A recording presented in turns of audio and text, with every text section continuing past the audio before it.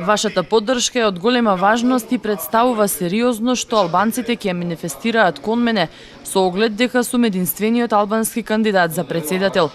Ова вчера го посочи Илјас Халими, кандидатот за председател од ДПА во Тетовското јарце. Самиот наш опонент не разбира што значи да има само еден кандидат албанец за председател. Наместо да не поддржуваат, прават бойкот, но албанците тоа нема да го дозволат. Прифатив да бидам кандидат, имајќи на ум дека албанците се повеќе се фактор и ќе се покажат како важна политичка сила која мора да се земе в предвид. Ако бидам избран за председател, ќе има поинаква форма на работа, ќе го решам проблемот со името, ќе работам на тоа странските инвестиции и буџетот рамномерно да бидат распределени, ќе ги подобрам колективните интереси на сите групи. Сите овие работи може да се достигнат само со ваше масовно гласање.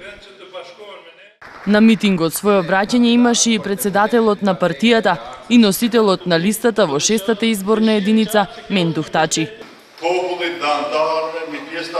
Една од трите главни пораки на ДПА е до членството на ДУИ, на кои им кажувам да не се вознемируваат. По политичката промена ништо нема да им се случи, само Ахмети ќе падне од власт.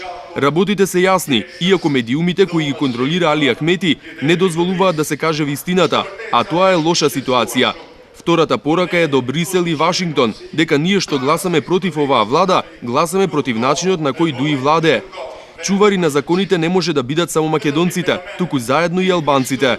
ДУИ им се заканува дека ќе ги брка од работа луѓето ако не гласаат за нив. Но во модерната политика, ако плашиш некој од кој очекуваш гласови, тоа значи дека правиш терор. Затоа ги повикувам албанците да гласаат за промени на 13 април.